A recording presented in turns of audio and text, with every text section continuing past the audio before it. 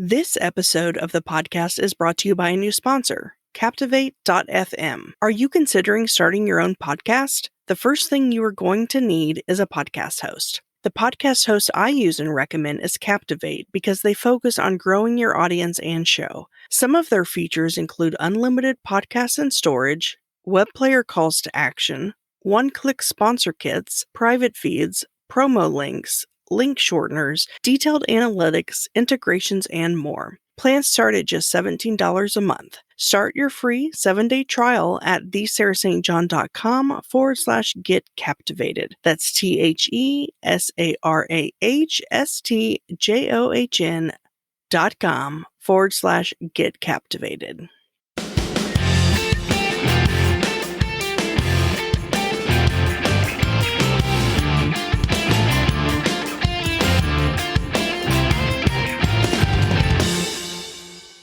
Welcome to the Frugalpreneur podcast. I'm your host, Sarah St. John, and my guest today has been at the forefront of brand building, product development, and organizational transformation. She brings a strong track record of partnering with CEOs and CMOs to drive significant increases in shareholder value for numerous Fortune 500 companies, as well as helping younger brands and startups crystallize their brand positioning to accelerate growth. Please welcome to the show, Graceann Bennett. I know I kind of covered a little bit, but can you give us a little bit of your background and story and how you got started in this industry? I have been in this business of building brands for, I stopped counting the decades after 2, but it's 3+ decades. And I got started, I grew up in Southern California, right by a very fancy mall. Everybody was buying different jeans and had fancy cars. And I'd always be looking at like the psychology behind why people picked one pair of jeans versus another, drove one car versus another. They communicated with their purchases and the brands that they bought. And so I was like, wow, there's a really interesting psychology to branding, even if you drink Coke versus Pepsi. I was just looking at that all the time and thinking about what that actually meant. I studied marketing in college, but in New York, I found a job at an international marketing consulting firm where they would do brand positioning for big brands. And I ended up on this project. I was, I think, 23, 24, and I went around the world to reposition Pepsi Cola globally and did all this research and tried to figure out the psychology of Pepsi drinkers versus Coca-Cola drinkers and what made Pepsi different. And they didn't have a unified campaign, whereas Coca-Cola did global advertising. And so I presented to the global CMO when I was 24 years old, my ideas for this global brand platform for Pepsi Cola. And the BBDO did an ad with, I think, Paula Abdul. And it was like kind of this geek chic. She went from like a school teacher and then started dancing or something, but it was kind of tapping into the smarter, geekier side of the Pepsi independent drinkers versus Coca-Cola. And so I got hooked. And so I've been kind of working with big brands and startups and helping them figure out what their brand is all about and how to translate that in culture and translate that to selling more products ever since. But that's how I got started. And here I am still doing it still today because everybody needs to figure out what they stand for.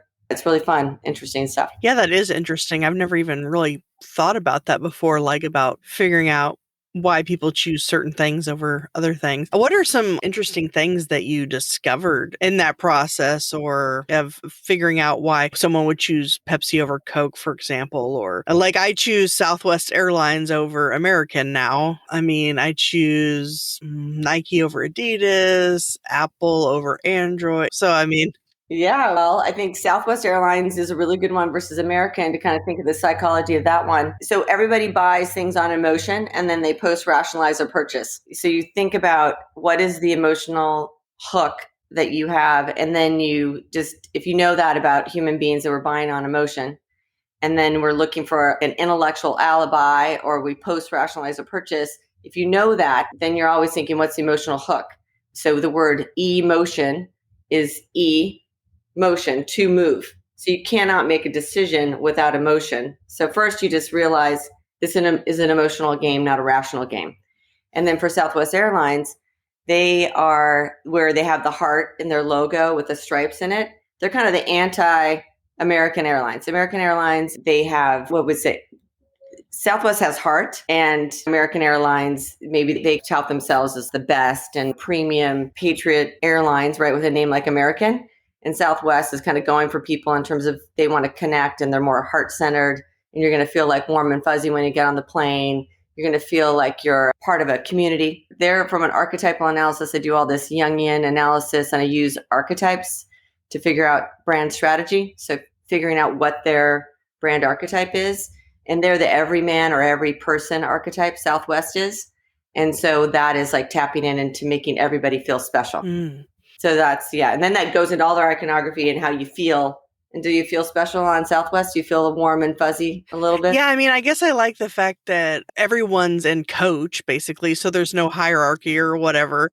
And they are funny, that usually the flight attendants when they do their spiel, and they're more affordable. I guess those are the main reasons, yeah. So that's Right. interesting. I hadn't thought about the heart part, but Next time you look at their logo inside the plane. They have a heart with the stripes, and that's because they know that they're about kind of connecting with the human in all of us. And that actually goes to the prices. So that's a rational thing. Okay, it's less money, but you could technically probably fly on American Airlines for the same price if you plan it properly. I don't think that you're going to be actually less money on Southwest, but it feels more egalitarian. And it feels fair because there's no first class. So you feel like we all belong together because they don't separate people. But you probably could get a ticket for the same price, if not less, on American. But you feel like they're more fair with the prices and they're taking care of everybody that way. And so that's the feeling part of it, even if you might ultimately buy in price.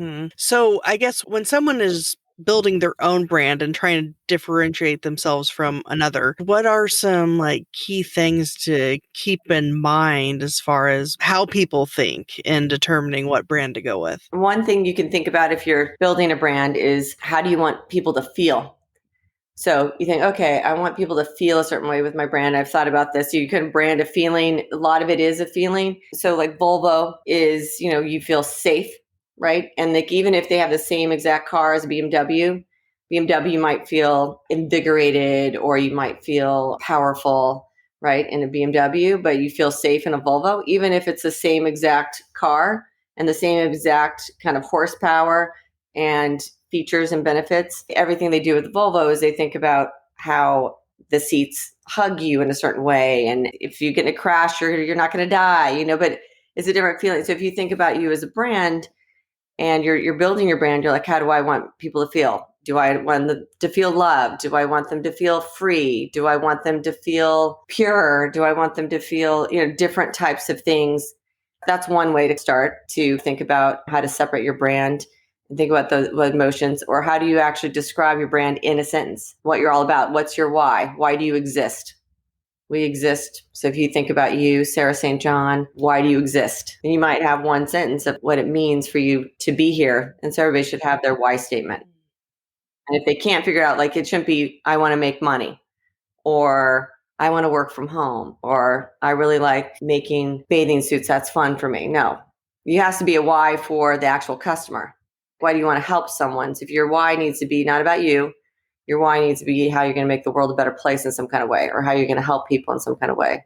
So if you get to that why, then not your why, the why of your customer. And then you start to think about how you want to feel, how you want to make people feel when they're in your orbit of your brand, or why they want to reach for you versus someone else. So just interrogate yourself. I know I've done this before in past businesses, like I had a photography business, and tried to differentiate themselves just by price. So I was charging really low or whatever, and someone who else was in the wedding business but on the DJ side, he was like, no, you don't want to do that.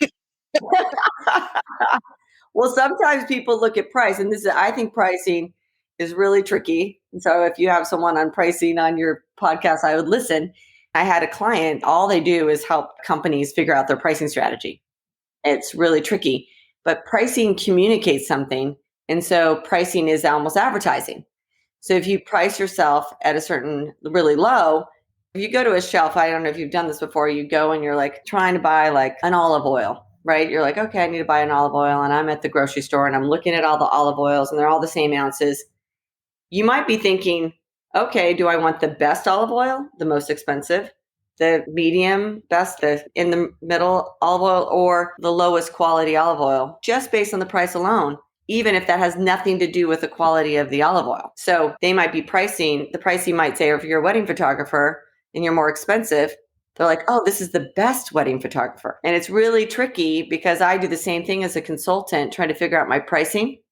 And it's really hard because I've been going after bigger clients. Part of it is your value, but part of it is your value within the context of what people can pay. So a lot of people say, oh, I'm not tapping into my worth. I'm not charging enough. I'm undervaluing myself. It's like, well, you may be undervaluing yourself, or you might be selling to the wrong people that can't pay that much. So if you're a wedding photographer and you're selling to people that just got out of college and they might be working at Starbucks and they don't have a lot of money, you could be worth $1 million if you were the photographer for Oprah's wedding. But you're selling to someone who just got out of college, doesn't have any money. It doesn't matter your pricing strategy to that person. You're not going to ever be able to make that much money. So that's the kind of thing I also, because I listen to all this stuff like, know your worth, raise your prices, blah, blah, blah. Yes, raise your prices, but also think about who's your audience. And you got to have that match because some people just can't pay what you're worth. And so you're going out the wrong audience. That's a good point. Yeah, think about your audience first and then kind of determine pricing around that. Okay, I hadn't thought of that before, but that makes sense. But some people get like one part of the equation and they get really indignant or upset they're not making what they're worth. And like that person can't pay you what you're worth. When someone says you're worth what someone will pay you. So you have to put yourself into the game of some of these bigger clients and see if you can actually compete at that game and then and then you actually can determine, you can see if you're actually worth it. You got to test it out. Go for someone who can pay more money, that has more options, that can pick more people. It's a tricky game. And as a consultant, right, so now I'm working with a multi-billion-dollar company. They can afford what I can bring from a branding standpoint has more value because that's going to translate over the entire globe, huge marketing organization. And if I even tilt their brand value or I help them increase their brand value by even 2%, that's millions and millions of dollars that I've helped them achieve. So I'm going to be worth more in that context. But if I'm going after someone who is just starting their business, they're not making very much money, and I help them make a little bit more money, I'm not as valuable and my services aren't as valuable to them because they can't afford it. And it's just going to be a little delta. So you just got to play around with thinking about who you're actually talking to in your audience. So how does one raise their brand value? Well, one thing is I'm a big proponent of design. So I think a lot of people, like you think about Apple and you said you liked Apple products versus an Android. They have elegant design. The user experience is really elegant. It looks really pretty in your hands and just everything works well. And you pay more for that because there's a design value and it just is higher. So it's the same thing with if you're an entrepreneur and you're a consultant. If you go to my website, I designed that because I'm a brand expert and that website better be good.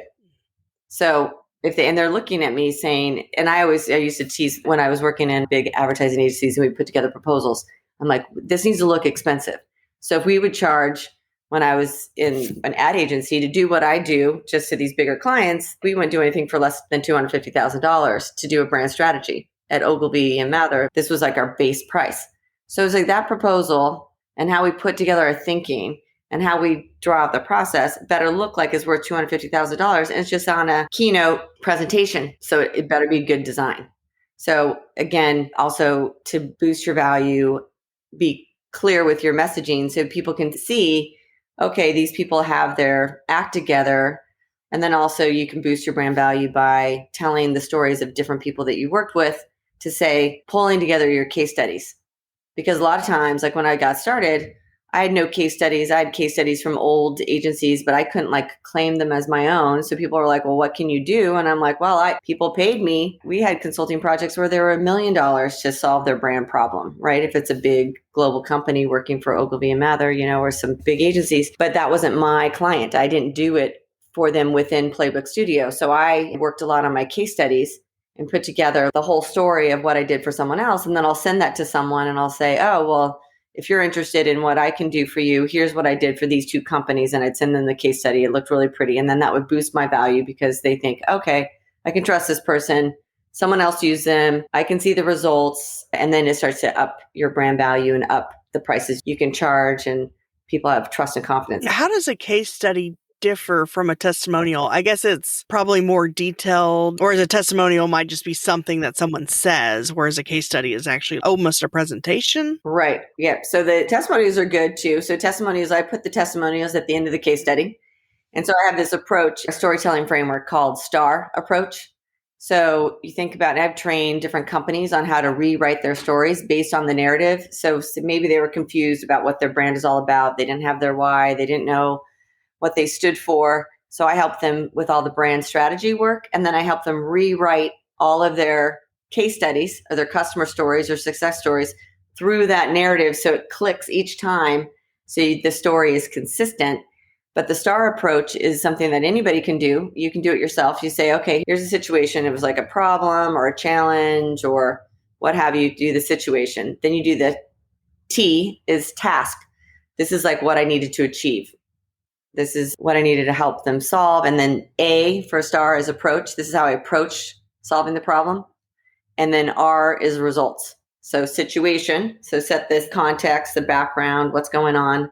Then the task at hand, what I needed to help them achieve, the approach for doing that, and then the results. And sometimes the results are happy clients, and then you have a quote or testimonial here. But if you think about that, even if someone's interviewing for a job or trying to get a client, think about that framework when someone asks them the question, even if they don't have a fancy case study, they should in their head have a STAR story. Oh, what's the situation? Oh, I was in this situation. I was a wedding photographer and there was 2 days before the wedding because they're doing a shotgun wedding, but they wanted to be really nice. And they called me up and they needed super high-end wedding photography, but they needed really fast, right? But they wanted to be glamorous. And we had 2 days to figure this out. So the task was to figure out how to photograph this wedding is in the highest quality possible in 2 days. And that was my task, high quality wedding photography. And I had to turnkey it in 2 days. The approach is I didn't have the photographic equipment. I found a location scout and I found this film equipment that could, whatever you did to pull it off. And I got a team together, That was my approach and how you're clever at creative at attacking the task. And then the results were blah, blah, blah. Bride and groom were super happy. We did this digital photo album that was upline in, 1 week and they selected the photos and everybody was happy. They had this glamorous thing. They only had to spend $2,000. And that's interesting because I've heard about case studies, testimonials, reviews. I'm just like, well, what's the difference? But so that helps. That makes sense. You just tell them a story. It doesn't have to be too long because people don't even really want to listen to a long one. And so when I do my case studies and I put them online, I just make them look really good too, because people want like a little blurb, but they're not even really reading very much. And they usually just kind of fast forward to the results.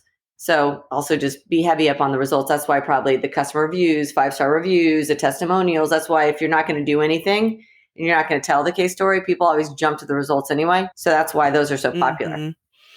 Awesome. So your business is Playbook Studio. It's playbook.studio. So what do you help people with, or what is kind of that process that you go through? Usually I do kind of an in-depth analysis of talking to the stakeholders on the team. So that could be a solopreneur and talking to them. But then if it's a solopreneur, I usually talk to their clients and customers and different people that know the brand or interacted with the brand. So I do these one-on-one interviews and understand the brand and some of their challenges and their strengths through kind of this just interview process. That really helps. That's kind of like the brand psychology, putting the brand on the couch and all these different people, and you get all those different perspectives.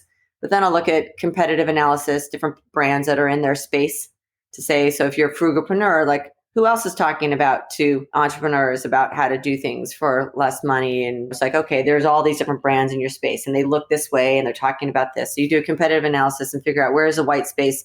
What do you do uniquely within that space so you can figure out how you can stand out, be differentiated, be relevant. So the whole competitive analysis, even look at adjacent spaces, because maybe you want to go from being just about frugal entrepreneurship to something else. You want to change the category, broaden the category you're in. So I look at that in terms of, do you want to shift the business you're in a little bit and see what that opportunity would be? I would look at your language around how you talk about yourself in all different aspects of your communication. And so that's where I do the archetypal analysis. Like, are you an everyman brand? Are you a hero brand? Are you a explorer brand? What is the truest vein of your storytelling framework that gets into this emotional narrative? so you can understand why people are drawn to you, or if you can understand that storytelling framework from an archetypal standpoint, then you have better ways to choose language and figure out your emotional narrative. So I would do that also with my clients. And then I'd run a workshop. So I do a lot of these online workshops where it's 2-3 hour sessions and we do it on Zoom. And there's a lot of hacks with Zoom workshops. And what I love is like the chat feature in Zoom. So instead of like a whiteboard where people are writing on the whiteboard, they might have sticky notes. What I love is these workshops where people are chit-chatting in the side chat, and you can download the transcript of the side chat.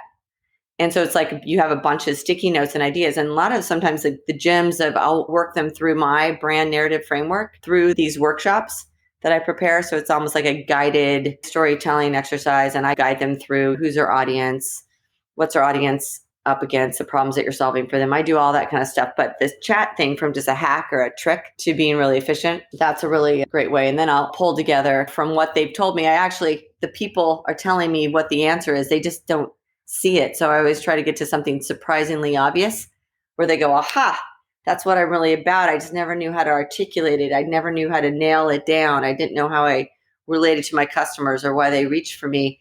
I help them like crystallize that. And then once they have that, and Steve Jobs said, it's really, really, really hard to get to simple. But once you get to simple, you can move mountains. So what I try to get people to is that simple truth and understanding of their why, so that they don't have to wander around. And then once they know what that is, they can get going. They can write all their marketing plans. They can build their website. They understand what logos work better for them. They can talk to different customers, and everything becomes easier for them. I get them to the hard part is to get to easy. And then execution is a lot easier. But that's how I do it. But I do a lot of online workshops and stakeholder interviews through Zoom. Again, I also record all of them. I upload them to Teamy, which is a software where they can actually translate that. So you can even upload the video, and then they do a automated AI transcript of the session. So then I have all these different notes, and then I can also do my Zoom recording. I download that, upload that to Teamy. Then I have all the transcript of those results. I can highlight them, grab sound bites, and it helps me just have all the notes from all those digital meetings so I can actually get and do my work. Wow, that's really interesting. Yeah, and so if people want to learn more, they can go to playbook.studio. And I'm also going to have show notes at thesarahstjohn.com/Graceann, and it'll have links to everything. Did you have any final words before we said goodbye? I mean, it's good to know. So for all those people out there and all your frugalpreneurs starting businesses, I do think it's worth taking a step back and doing your own introspection and thinking about the emotional reason why people are gravitating to you, and what is your purpose beyond trying to create a lifestyle that you want, or building the money that you want, or beyond like what you want. What do your customers want? Really look at everything through that lens, and what's the story that you're telling and how you want to connect with them, and not losing sight of that. Because once you have your purpose and your reason to exist beyond your own self-preservation or your own ambition or what you want, then I think people will be drawn to you because you're orientated towards them. So I guess that would be my advice. Know yourself. Do some introspection. Yeah, I'm definitely going to do that myself after this conversation has been insightful. So I appreciate your time today. Thank you. And I'm impressed with all you're doing and building on your own. So thank you for the time to talk to me as well. Well, thank you. Be sure to grab your free copy of my list of 27 tools, resources, and software programs I use to run my businesses on a tight budget. You can get it at thesarahstjohn.com/27 tools. That's THESARAHSTJOHN.com/27 tools.